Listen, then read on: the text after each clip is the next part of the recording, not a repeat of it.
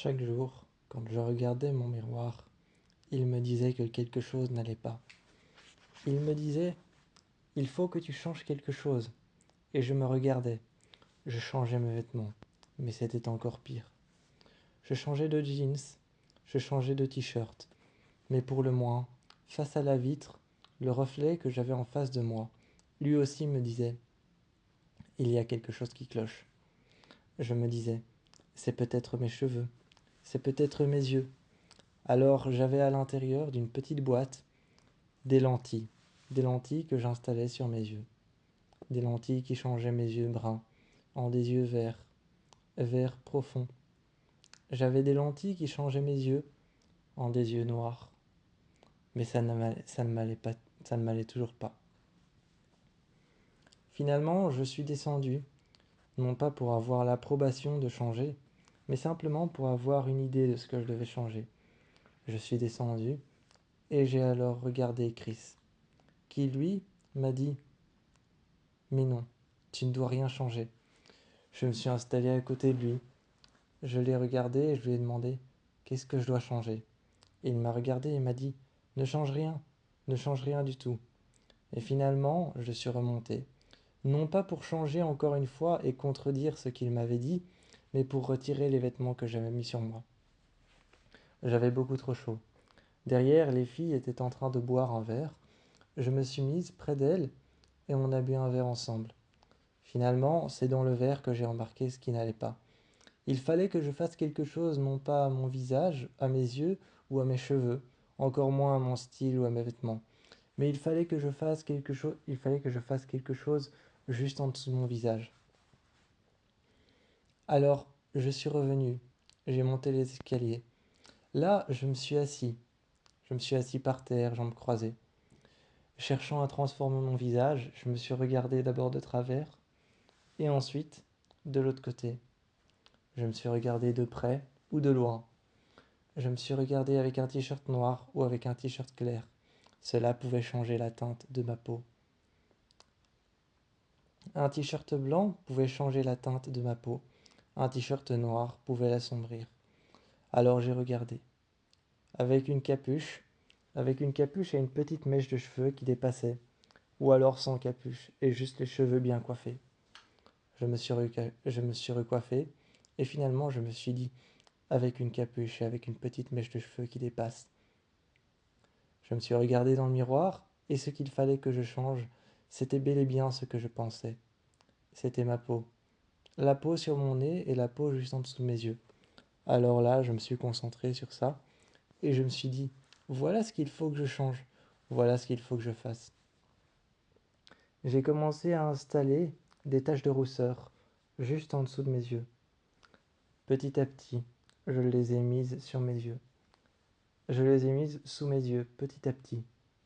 Avec un appareil, avec un appareil manuel, une sorte d'appareil qui éclairait avec une lumière un peu verte, un peu blanche et un peu bleue. Verte, blanche et bleue, une lumière qui changeait. Cet appareil était très chaud sur la peau, voire brûlant. Ensuite, là, je me suis regardé, et mon visage avait totalement changé. Mon visage avait totalement changé. Cette lumière, cette lumière blanchâtre et cette lumière blanchâtre, jaunâtre et verdâtre qui commençait à changer et à devenir bleue, s'était soudainement éteint. L'appareil, je l'ai pris en main, je l'ai réallumé et j'ai commencé à refaire la même chose, un peu plus loin. Un peu plus loin, j'ai fait la même chose, et puis j'ai fait la même chose juste au bord de mes yeux. Je m'étais installé des taches de rousseur et je me suis regardé dans le miroir. C'était parfait, il fallait que quelque chose change. Je me suis assis au milieu de la pièce et je me suis regardé dans mon GSM. Plusieurs fois, mon GSM s'est allumé. Plusieurs fois, Chris m'envoyait un message en me disant: bon, tu descends? Et je lisais ces messages en disant: attends une minute. J'écrivais, j'étais assis contre le mur. Je me regardais dans le miroir et je me disais que c'était parfait. Du côté gauche, du côté droit. Cachant volontairement mon côté gauche avec ma main, regardant mon côté droit, cachant volontairement mon côté droit avec ma main, regardant mon côté gauche. Puis je suis descendu, sans rien dire.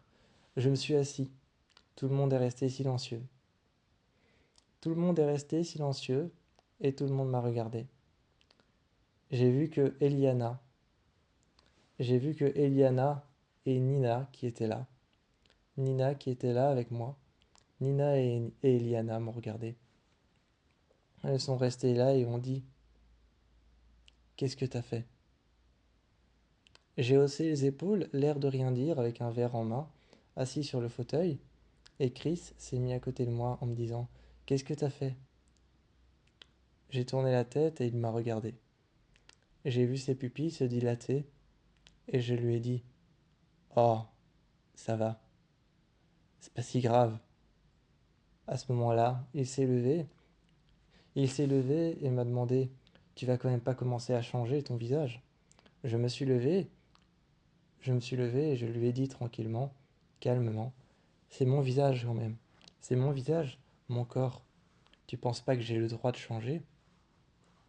Le lendemain, face à mon miroir, le lendemain, il y avait quelque chose qui n'allait pas, au niveau de mes bras et au niveau de mes jambes. Je me suis fait des tatouages naturels. Je me suis fait des tatouages naturels, des sortes de spirales qui ressemblaient un petit peu à des flammes. Des sortes de spirales qui ressemblaient un petit peu à des flammes qui montaient le long de mes jambes. Je voulais changer, trouver une personnalité de moi nouvelle, plus contemporaine. Alors le long de mes doigts, ces lignes, ces sortes de spirales, ces sortes de tentacules toutes lisses qui ressemblaient plus à des flammes, ou plus à des symboles étranges. Je les ai installés sur mon corps. Comme si quelque chose était venu comme si quelque chose était venu déposer au pinceau d'étranges lignes, d'étranges lignes courtes, d'étranges lignes courbes, d'étranges lignes plus longues et plus courtes, comme si un pinceau était venu le dessiner sur mon corps. Et puis je suis descendu, et chaque jour c'était la même chose. Chris m'a regardé, Eliana et Nina m'ont regardé toutes les deux, et elles ont vu ce que j'avais fait à mes mains. Sur mes mains, d'étranges symboles sont apparus.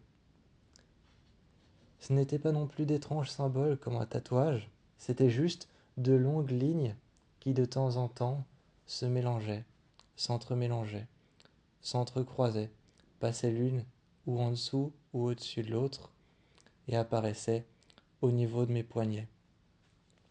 Au niveau de mes poignets, elles formèrent un bracelet en se resserrant plus l'une contre l'autre. Au-dessus de mon poignet, elles formaient au-dessus et en dessous et sur mon poignet. Elles s'arrêtèrent, passèrent l'une contre l'autre, l'une près de l'autre. Elles formèrent un bracelet qui passait autour de mon poignet et puis s'élancèrent sur mon bras. J'avais l'air de ressembler à un Navi. J'avais l'air de ressembler à un natif ou à un Navi dans Avatar. J'avais des tatouages qui apparaissaient, juste de longues lignes qui se croisaient, un petit peu comme des tentacules vivantes. Elles n'étaient pas noires ou foncées, elles étaient juste un petit peu plus claires que ma peau. On pouvait les apercevoir à la lumière, mais on ne pouvait plus les voir dans l'ombre. Pour moi, c'était comme une marque de fabrique. Pour eux, c'était plus comme un changement.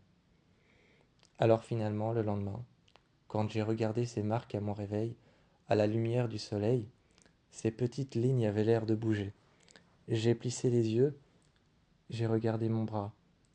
J'ai commencé à faire aller mes doigts, à regarder mes phalanges. Et sur le dos de ma main, ces petites lignes que j'avais dessinées, qui étaient juste un petit peu moins claires ou un petit peu plus foncées que ma peau, étaient en train de bouger, comme si elles bougeaient, comme si elles flottaient juste sur ma peau. Je ressemblais à un Navi, à un natif dans Avatar. Et j'ai continué à changer, à faire beaucoup de changements. Ces tatouages, à un moment, je ne les voulais plus. Alors j'ai essayé les rayons X, ou alors j'ai essayé les rayons pour les enlever. Je les avais enlevés et ma peau était était un peu plus foncée. On m'a expliqué que c'était une simple brûlure et que ma peau allait revenir à l'état normal. Pendant tout un jour et plusieurs jours, je me suis senti mal. J'ai regardé ma peau brûlée. J'ai mis des bandages autour et je me suis dit que ce serait peut-être ma signature. Mais non, les bandages n'étaient pas ma signature. Loin de là. Les bandages que j'avais mis à mes mains, je les ai retirés. Et mes mains étaient devenues un petit peu plus blanches. Ma peau était devenue un petit peu plus blanche. J'ai retiré mon t-shirt tout de suite, torse nu au milieu du salon. J'ai regardé. Ma peau s'était juste un petit peu éclaircie à cause des rayons. Mais ça ne s'arrêtait pas à mes épaules, ou ça ne s'arrêtait pas ou ça ne s'arrêtait pas au milieu de mes bras. Ma peau s'était juste un petit peu éclaircie à cause de ce que les rayons avaient fait, juste sur mes bras. J'étais en train d'essayer de changer, un petit peu comme une mue ou une métamorphose, mais jamais je ne parvenais à trouver ce que je voulais vraiment changer.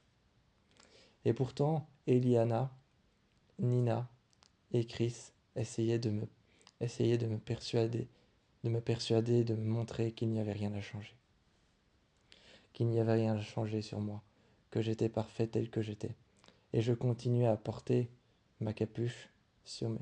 Je continuais à porter ma capuche sur ma tête toute la journée, comme pour me cacher, comme pour montrer que je devais changer.